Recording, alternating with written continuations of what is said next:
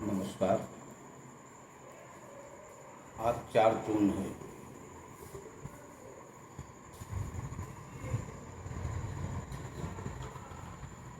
मैं जितना भी वीडियो बना रहा हूँ 2 तारीख को बनाया, 3 तारीख को बनाया, आज 4 तारीख को बना रहा हूँ।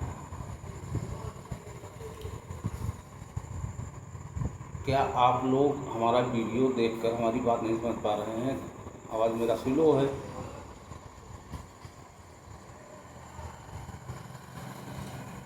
नाचै गावै तोड़ै तान ताके दुनिया राखै मान।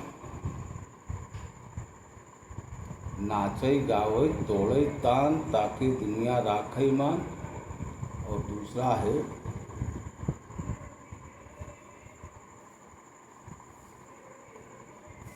जे करे शरम ओकर फूटे करम।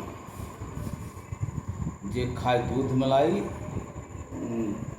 जे करे बेहयाई वो खाए दूध मलाई।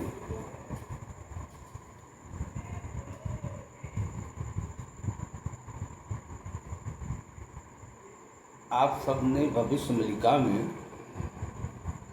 जो जगदीश जी का वीडियो बना है इसमें गुण और लक्षण का वर्णन किए हैं।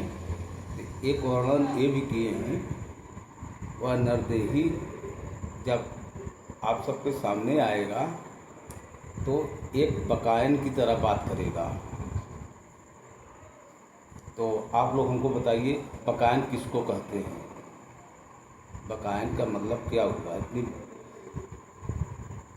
बड़ी बात है, शब्द है बकायन। जगदीश जी ने तो परिभाषित नहीं कर पाए कायदे से। बकायन का मतलब हुआ बकलोल। बकलोल इसलिए आप सब ने 3 वर्षों से भविष्य मलिका को सुन रखा है, 3 वर्षों से सुन रहे हैं। तो इन 3 वर्षों में आपने अब तक ये जाना है एक इंसान होगा,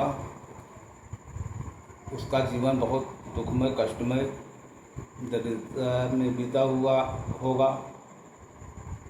जीवन में कई बार मरा है, कई बार जिया है, मतलब संघर्षपूर्ण जीवन। जो व्यक्ति सारा जीवन संघर्ष में जिया है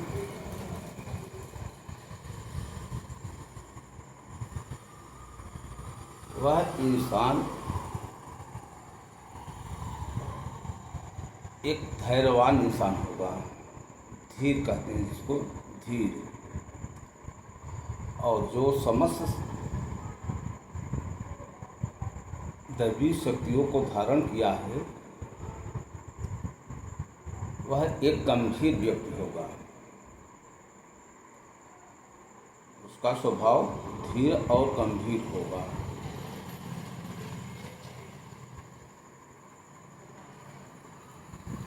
अन्य व्यक्तियों की तरह उसका स्वभाव भी नहीं होगा।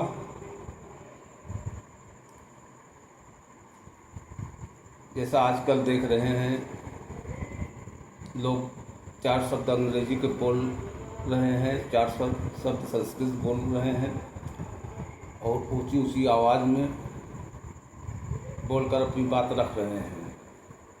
चाहे वह बातें सत्य हो, बात में दम हो या न हो, फिर भी लोग वाह वाह वाह वाह वाह वाह वाह वाही करने में जुटे हैं।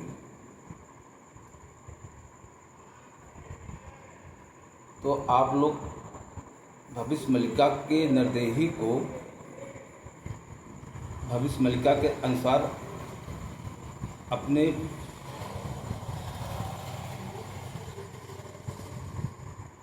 मन और पटल पर अंकित करें। वह इंसान कैसा होगा, उसकी उम्र क्या होगी,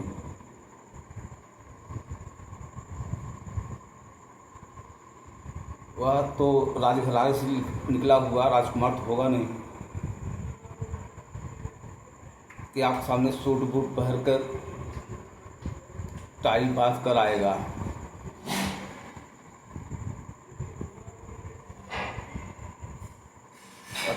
साधारण इंसान की तरह ही आएगा ना। तो कल मैंने आप सबको वीडियो में बताया था सृष्टिकर्ता, मैंने आपको बता दिया सृष्टिकर्ता है।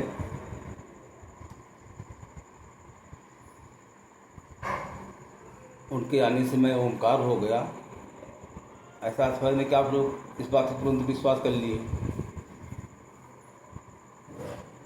कोई मजाक तो चल नहीं रहा है।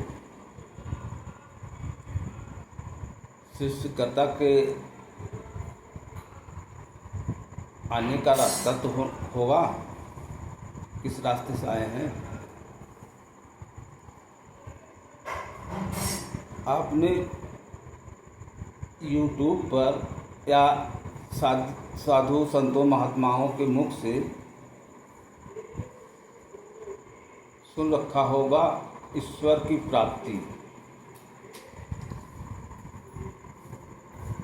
ईश्वर की प्राप्ति के लिए कोई बोलता है राम नाम का जाप करो, कोई बोलता है कृष्ण का जाप करो, कोई बोलता है कि राधा नाम जाप करो, कोई बोलता है सोहम का जाप करो, कोई बोलता है ओम का जाप करो। पर आप सबने कभी भी ईश्वरत्व की प्राप्ति का मार्ग बताते हुए किसी भी संत महात्मा के मुख से नहीं सुना होगा। ईश्वर और ईश्वरत्व में एक बहुत बड़ा फर्क है। ईश्वर को पाने का मतलब हुआ किसी विशेष को पाना, और ईश्वरत्व को पाने का मतलब है ईश्वर के तत्व को पा लेना। ईश्वर के तत्व को पाने वाला इंसान, आज मैं इंसान हूँ इसलिए इंसान ही बोल रहा हूँ, बाकी अभी तब तो कोई सृष्टिकर्ता को पाया नहीं। तो ईश्वरत्व की प्राप्ति, ईश्वरत्व, बात हमारी समझिए। ईश्वरत्व, ईश्वर का तत्व, तत्व यानी मूल, मूल यानी जड़, जड़ ही तो है सृष्टिकर्ता, तो वह जड़ है ओम। इस साधना को मैंने ईश्वरत्व की प्राप्ति साधना की।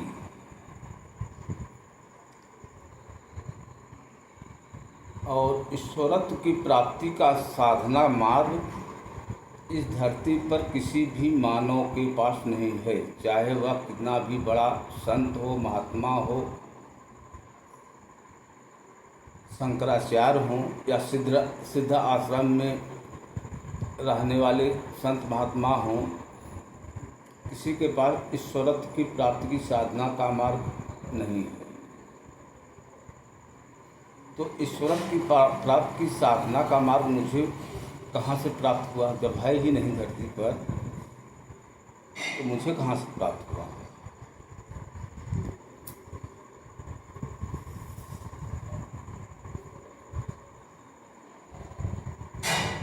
ईश्वरत्व की प्राप्ति की साधना आज से करीब 2002, करीब 22-23 साल पहले, सन 2002 में मेरे जीवन में कुछ ऐसा घटित हुआ जिससे मुझे इस साधना क्षेत्र में आना पड़ा। मैंने आपको पहले ही बताया कि मेरे पास न कोई गुरु था और अब भी मेरे पास कोई गुरु नहीं है, और न मैं पढ़ा लिखा था, न मुझे तंत्र का पता था, न मंत्र का पता था, न यंत्र का पता था।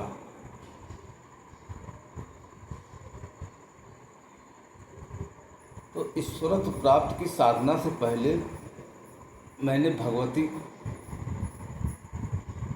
दुर्गा की साधना की। भगवती दुर्गा की साधना आपको जैसे पहले से मालूम है, दुर्गा सप्तशती कीलित हैं। जब रास्ते ही सब बंद हैं, मैं उनके पास कैसे पहुंचा? उससे पहले मैंने साधना की थी सूर्य देव की। इस साधना में मुझे भगवान परशुराम का सानिध्य प्राप्त हुआ।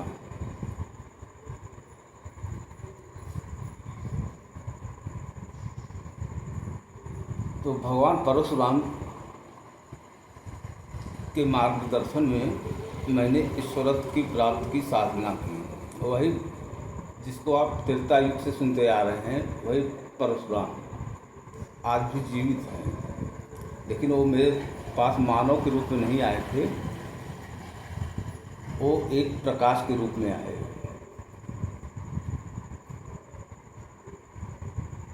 चित्र तो था उनका ही,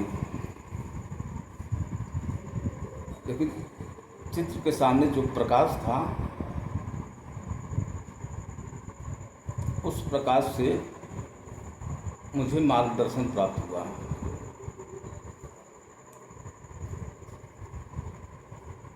और सूर्य उपासना से पहले मैंने एक शून्य साधना की थी।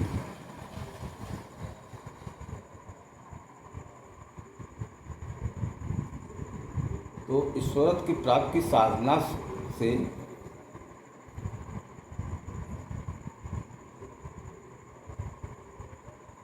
मुझे ईश्वरत्व की प्राप्ति हुई। इस ईश्वरत्व की प्राप्ति में वही सृष्टिकर्ता मेरे आज्ञा चक्र पर आए। इनके आने से मैं करीब 14-15 वर्ष तक समझ नहीं पाया कि इनके आने से मुझे लाभ क्या हुआ, क्योंकि 2005 में ही सृष्टिकर्ता मेरे पास आए।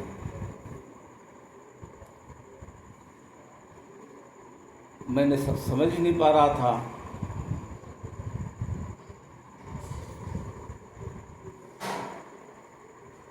उसके बाद मुझे अनुभव होना शुरू हुआ।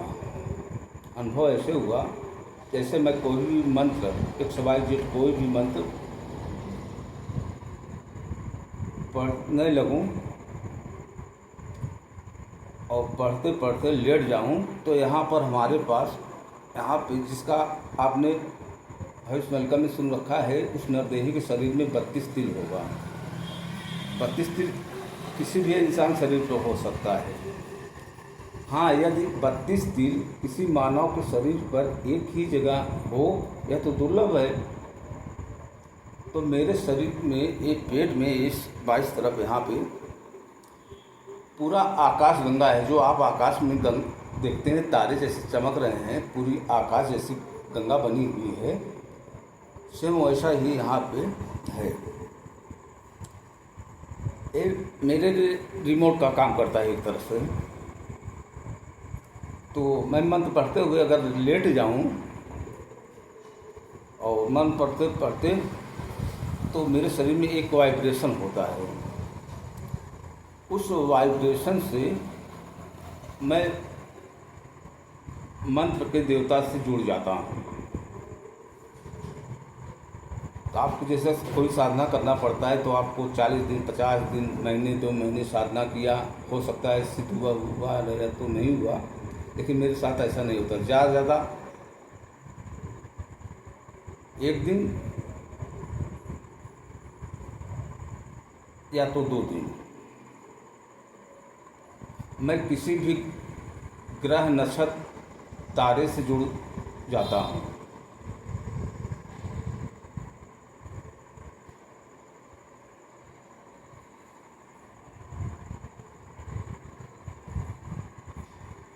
और भगवती की साधना से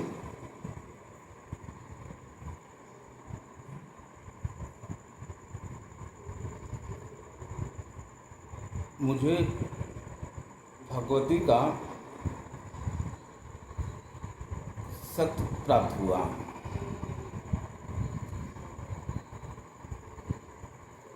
क्या उसमें बोले थे, जिस प्रकार कुम्हार मिट्टी के बगैर बर्तन नहीं बना सकता, स्वर्णकार सोने के बगैर आभूषण नहीं बना सकता, उसी प्रकार आप भी इनके साधना के बगैर सौ के समान हैं। इनके कृपा से आपको ईश्वरत्व की प्राप्ति होगी और विलक्षण शक्ति देंगी। तो देवी जी विलक्षण शक्ति हमको यही दी। मैं मंत्र को पढ़ते हुए लेट जाऊं, ज़्यादा से ज़्यादा 10 मिनट, 5 मिनट, 15 मिनट, 20 मिनट। इसके बाद मेरे शरीर में यहाँ पे वाइब्रेशन होने लगता है। इस वाइब्रेशन से मैं उस दैवी शक्ति से जुड़ जाता हूँ।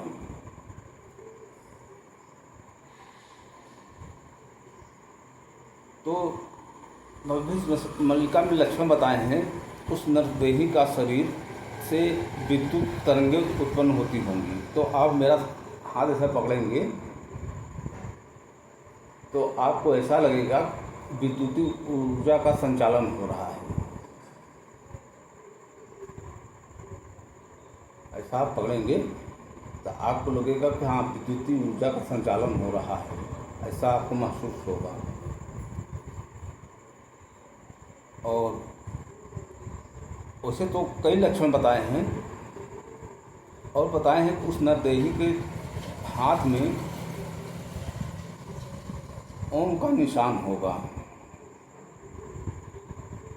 तो मेरे दाहिने हाथ की हथेली पर ये देखिए आप, यहाँ पे नसों के द्वारा यहाँ पर ओम बना हुआ है। मोबाइल में आपको दिख रहा है कि नहीं दिख रहा है, आप आएंगे सामने तो दिखेगा सब कुछ। और एक ओम ये बाएं हाथ पे यहाँ पे बना है, यहाँ पे घड़ी बांधे है, यहाँ पे ये भी नसों के उभार से ही बना है। आप अंगुली से ऐसे करेंगे तो आप सेम ओम जैसा महसूस होगा। मेरे दाहिने पैर के अंगूठे पर सर्प की आकृति है ऐसा। और आप हमारे शरीर के किसी भी अंग पर देखेंगे, कोई न कोई आपको लक्षण जरूर से नज़र आएगा। मेरे दाहिने पैर के घुटने पर जैसे उर्दू का अक्षर होता है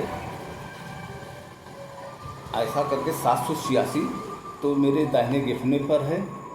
और उससे थोड़ा एक अक्षर दूसरे टाइप का है, बाकी 2 अक्षर वैसा ही ये मेरे बाएं घुटने पर है। तो जब मैं लेटता हूँ तो दोनों घुटने के टच से यहाँ पे जैसा कि घोड़ा है, घोड़ा तो आप घोड़ों के हिनहिनाते हुए देखे होंगे, उसका शरीर ऐसा ऐसा करके होता है ना, सिर्फ वही चीज़ हमारे इस दोनों घुटने से होता है। अगर जिस दिन ऐसा होगा उस दिन धरती पर कहीं न कहीं भूकंप आना निश्चित है। उस दिन धरती पर भूकंप आना निश्चित है, कहीं न कहीं आएगा।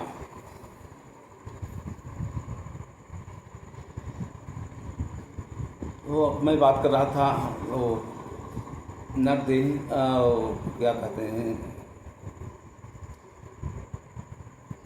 बकायन की बात। भैया बकायन मतलब यही हुआ बकलोल, जो इतना संघर्षों में जीवन जिया है और प्रेजेंट टाइम में कली के अत्याचार से इतना दुखित हूँ। आज दोपहर में भी मेरे साथ कुछ ऐसा हुआ कि मैं टेंशन में आ गया।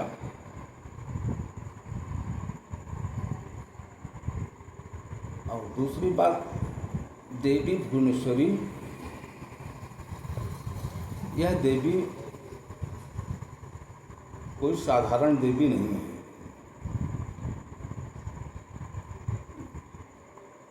इनके ही श्री चरणों से 10 महाविद्याएं निकलती हैं। इन 10 महाविद्याओं से जो गुण है आपको मालूम है, इससे मारण, मोहन, वंशीकरण, उच्चाटन, विद्वेषण सारी क्रिया होती है।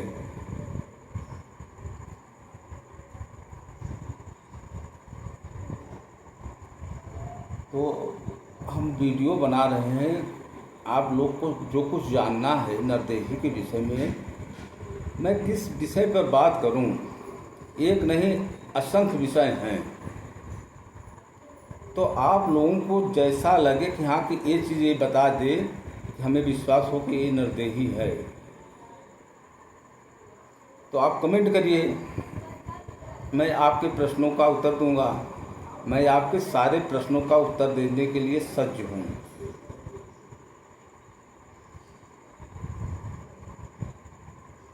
तो आप हमको कमेंट के माध्यम से बताइएगा, तभी हम आगे वीडियो बना पाएंगे। बाकी तो अब मैं जो समझ में आता है वही बोल देता हूँ आप सबको। तो आप लोग कमेंट के माध्यम से हमको बताइए कि आप लोगों को क्या जानना है, कि मुझे विश्वास हो यही नरदेही है।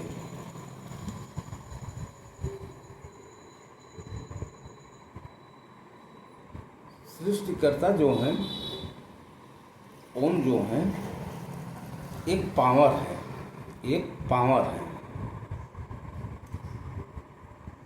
और इस पावर से आप जो भी शब्द उच्चारित करते हैं, वह शब्द तुरंत इनके संपर्क में आता है। तो शब्द का जो फल है, जैसा आप जो शब्द बोलेंगे उस हिसाब से आपको फल मिलेगा। उसी हिसाब से एक काम करते हैं ये सृष्टिकर्ता जो आए हैं मेरे पास। तो आप लोग जैसे सोच रहे हैं कि सृष्टिकर्ता आए हैं किसी मानव की तरह उनके शरीर में होंगे, वो उनको मार्गदर्शन देते होंगे, ऐसा नहीं है। एक ईश्वर की तत्व है। अब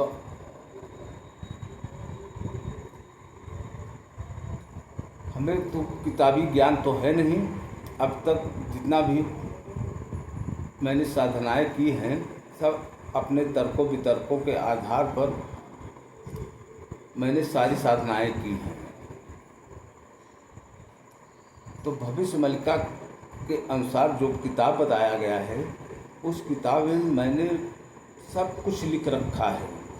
वह मंत्र कौन सा मुझे प्राप्त हुआ, कैसे प्राप्त हुआ, कैसे सूर्यदेव से मेरा संपर्क हुआ, इस कथा में आप बहुत कुछ जानेंगे। आपके लाखों प्रश्न होंगे तो करोड़ों प्रश्न का उत्तर एक किताब देगा। लाखों प्रश्न अगर आपके मन विचार में उत्पन्न होंगे तो आपको इस किताब से करोड़ों प्रश्नों का उत्तर मिलेगा। आप इस किताब में परमात्मा को जानेंगे, अल्लाह को जानेंगे, परवरदिगार को जानेंगे, खुदा को जानेंगे। अब तक धरती पर अवतरित जितने भी महापुरुष आए हैं, जैसे तीर्थंकर लोग हुए, गुरु नानक देव हुए, कबीर दास जी हुए, चैतन्य महाप्रभु हुए, भगवान गौतम बुद्ध जी हुए,